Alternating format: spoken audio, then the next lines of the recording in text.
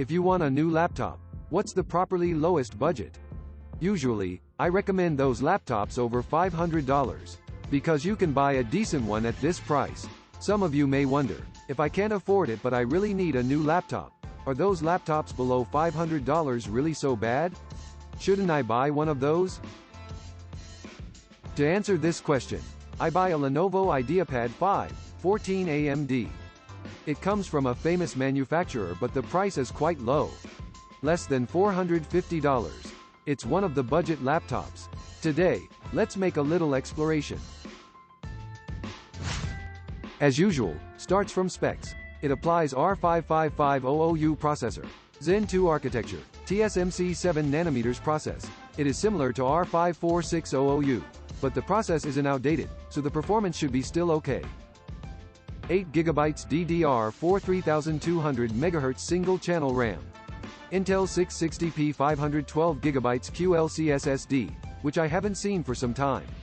14-inch 1920 by 1080 45% NTSC 60Hz TN screen. The retail price is about $450. It's the cheapest new Lenovo laptop. Next, exterior. Nothing special for the chassis. All plastic. The lid and the base panel have coating, which makes it feel better. But the bottom case is just plastic. You can't open it easily. Camera and privacy shutter on the top. The bottom bezel is about 1 finger wide. The TN screen is not good. We will talk about it later. The keyboard layout is similar to Xiaoxin. The power button lies upper right. No Touch ID. No keyboard backlights. The keycap is kind of rough, and has no cambered surface. And the touchpad is the same, just so. It weighs 1.38 kilograms. The height is about 17.8 to 18.2 millimeters. Quite normal among 14-inch Ultrabooks. Then, the ports. On the left, DC power port, 1 USB 3.2 General 1 Type A, HDMI 1.4, and 1 USB 3.2 General 1 Type C. On the right, 1 USB 2.0 and 1 US iRate SD card reader. A great deal of ports, but no PD charge, and the speed is slow. In short, the exterior has nothing surprising. Because it's a budget laptop. Strict cost control. The exterior is not so important. Okay, now let's get into the tests. First, the TN screen. It's the old model of AUO, launched in 2018. The viewing angle is really bad. If you move the machine a little bit, the color will immediately darken. That is just for horizontal movement. It is worse for vertical. The color will shift, just like the PCs of 2012. The brightness is also low, can't even reach 230 nits. You can't see the content in bright surroundings. The viewing angle and brightness is really bad. But for more details, we also tested color gamut and accuracy. No surprise. Color volume, 54.3% sRGB. Color coverage, 54.1% sRGB. Nearly half of those wide color gamut screens. And the color accuracy is much worse. Average E, 9.95. Max E, 21.57. No color can be displayed accurately. And this screen tends to turn bluish. Almost all blue in gray to gray test. The color temperature and RGB gray balance is worse too. And the contrast. Normally, the ISP screen could reach around 1000. The better ones could reach 1500. But this one is just more than 400. So everything on it is grayish. Looks like covered with frost. But it's full brightness DC dimming. As for the response time, it's okay for black to white, but it reaches 41.2 milliseconds for gray to gray. I thought smearing wouldn't obvious on TN screen, but it beyond my imagination. In short, this screen has nothing good at all. Color gamut, brightness, viewing angle, contrast. All so bad. An IPS screen with narrow color gamut is accepted for office work.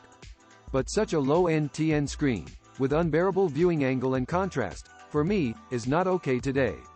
I can't stand it after a while use. Then, performance. CPU first. The R5500U Zen2 architecture is older than R55600U Zen 3. Close to Ryzen 4000 series. The scale is almost the same as R54600U, but with one more iGPU unit. Classic GCN architecture.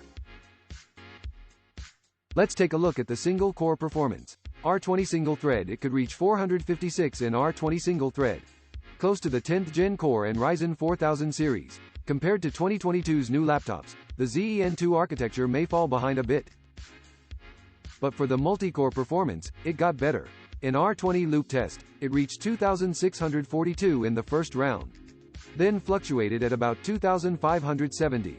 The score is lower than this year's Ultrabooks, but better than most 11th Gen core Ultrabooks. After all, it's a 6-core CPU. It reached more than 20 watts in the first 2 rounds, then stood at about 19 watts.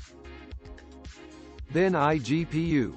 It scored 626 in 3D Mark Time SPI, FSE, 750, Superposition Classroom, 394, much lower than laptops with R54600U.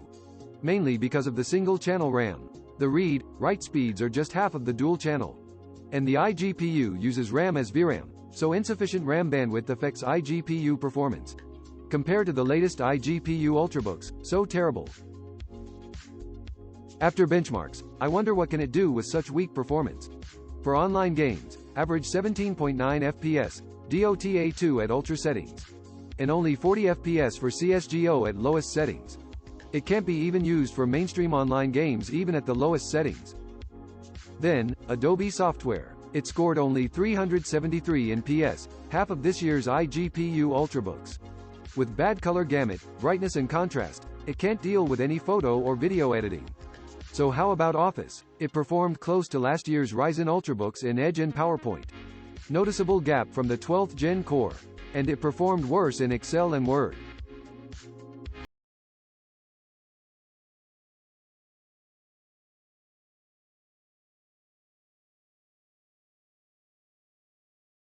After tests, I used it a bit by myself. If you don't have too much data, the Office will work smoothly.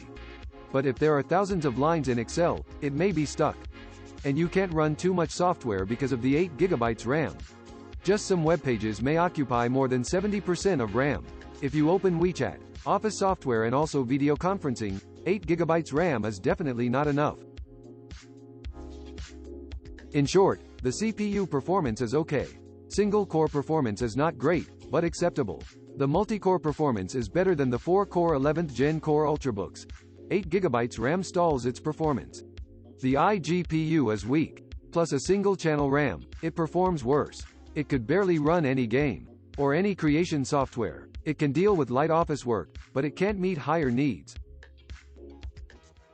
Okay, next, disassembly. It's quite easy. Unscrew it and take off the bottom case. You will see the empty RAM slot. So you can add 1 RAM to it. It fills in the gap of single channel, so I should give it a high praise. The 42Wh battery is on the below. Kind of small for laptops of now. It lasted 8 hours and 48 minutes in PC Mark 10 Modern Office. Average level. The Wi-Fi card is Realtek 8822CE. It doesn't support Wi-Fi 6, but you can replace it. The SSD is 512GB QLC Intel 660p. Surprising. Our old friends. But not surprisingly, the tested speed is low.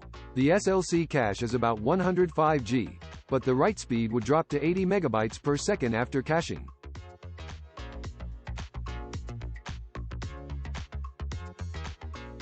Nest, thermals. It has single heat pipe and single fan. Kind of poor. Let's take a look at the performance. Room temperature, 25. First, stress CPU test. After 30 minutes, CPU, 73.8, 19.6 watts, 3.75 GHz. And next, stress FPU test. After 30 minutes, CPU, 71.5, 19.4 watts, 2.95 GHz. As for the exterior temperature, the hottest area is at upper left. The F4 keycap is the hottest, at 42.5. WASD, 38. Arrow key, 27.8. As for the noise, the full load noise level is 40.6 decibels. It's quiet. In short, the IdeaPad14 AMD performs normally on thermals. The power is lower than high-performance Ultrabooks, but still surpasses the TDP. Good enough. The exterior temperature is just okay. The hottest area is at the most frequently used keys, but it doesn't produce too much noise. Even under full load, it's still quiet. You may learn about this laptop so far. As usual, 3 pros and 3 cons. Pros first. It comes from a first-tier brand but with a low price. Only $450. And it has perfect after-sales service. You can find Lenovo service stations even in many small cities, so you won't need to worry about how to repair it. Second, it has a RAM slot. Most Ultrabooks apply soldered RAM, but it also has a slot for RAM. You could add one RAM. It has certain advantage on internal scalability. Third, it has a large SSD. Normally, 256GB SSD is mainly used for laptops at this price. So the 512GB SSD is definitely competitive. Then, we should forget the cons. First, the inferior screen. With narrow color gamut, it can't display vivid images. The whole screen is just grayish. And terrible viewing angle. Even for office work, it could only provide you bad work experience. Second, low port speed. It only has HDMI 1.4 and USB 2.0 Type A. The Type C doesn't support PD charge and video output. Third, QLC SSD. It applies Intel 660p, cheap, large capacity, but slow and short life. For those low-end laptops, it can save costs. Usually, I won't recommend such a laptop to you. Well, after lots of mainstream and high-end laptops reviews, such a budget laptop looks so inferior by comparison. Those laptops above $600 may have some cons in texture thermals or ports, but totally enough for daily work. But you may be tortured to work with IdeaPad14 AMD.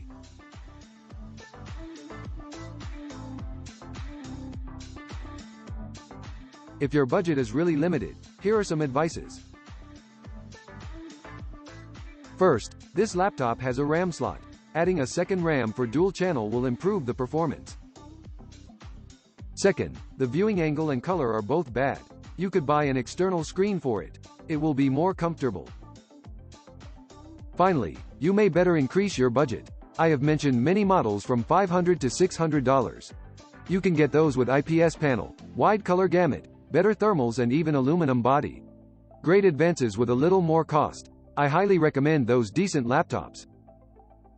Well, that's all for this video. Please hit like, subscribe to our channel. If you want to interact with me every day, please follow us on WeChat official account. I will talk about a laptop there every day. This laptop may be worth it, or not, but all we want is to provide info and guidance.